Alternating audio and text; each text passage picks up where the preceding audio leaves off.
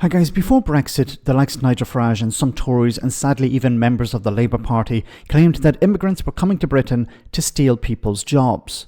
They also said that foreign workers were driving down wages, and they demanded that immigration numbers be brought down so that British people could fill those jobs. We saw the consequence of such rhetoric. However, the same people are now saying that immigrants are living off the state, that they're getting lots of free stuff, and that they're holding British people and Britain back. This, of course, is just yet another way for politicians to find an easy scapegoat. While the situation in the US is different, this lady on TikTok highlighted some very interesting parallels. I have said this before, and I will say this again. As a US-born citizen, with all of the opportunities that all of us have open to us to get a driver's license, to work where we want, live where we want, pretty much do what we want. If you think the presence of an undocumented immigrant is the reason why you're behind in life, or you feel that you are not as successful as you think that you should be, that is the most piss poor, embarrassing ass excuse. I would be so embarrassed to get up here like some of y'all and fix my lips to say that someone that does not speak English and does not have a driver's license is ahead of me in life. That person is not ahead of you because they are undocumented. They are ahead of you because they work 7 days a week and spend their money responsibly. Every time y'all go to the grocery store on Sundays, you're pissed off when you see the large Hispanic families spending cash on their groceries, and it gets a knot in your ass, and you absolutely refuse to look in the mirror and say, I don't keep a stable job,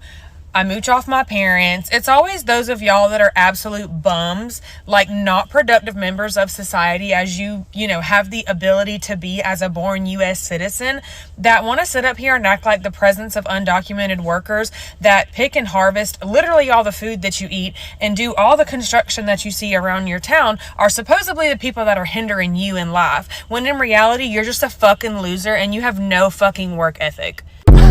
Well said. Some pretty colourful language there as well, and some new terms that I've learned. Now, she's completely correct, but there's another level that I want to get to in a moment. But she's correct. If you're born in the country, you start off at in a much more privileged position than somebody who's just come in. You speak the language. You understand the system. You have more opportunities available to you. In some cases, maybe. And it's not always the case for all people, but in some cases, you can fall back on your parents. You can, if things don't work out, you can move back in with your parents. Immigrants don't have these privileges. If they don't make it, in many cases, they go back to their home country. They scrimp and scrape.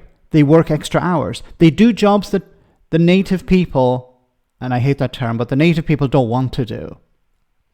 We've seen it, and it's not just in Britain, it's all over Europe as well. New generation of young people don't want to do these jobs. They don't pay enough.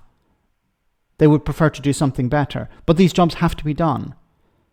Now, immigrants also face xenophobia. So, certain jobs are closed off to them simply because they're foreigners or because they don't speak English or the native language perfectly.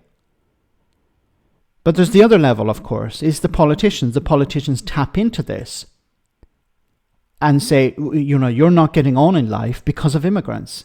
We saw it before the Brexit referendum. Farage and others saying, if we bring down immigration, you'll be able to access the GP. And they're still using it. Instead of saying, well, it'll be better if we leave the European Union, they're now saying it'll be better if we leave the European Convention on Human Rights. So the rhetoric hasn't really changed that much. It's always about convincing people to be angry with somebody who has less than them. And it doesn't matter if it's immigrants or if it's people on benefits. Your enemy is somebody who has less. Never look up. Never demand more from the richest in society. But once again, we're going to see this. We constantly see it.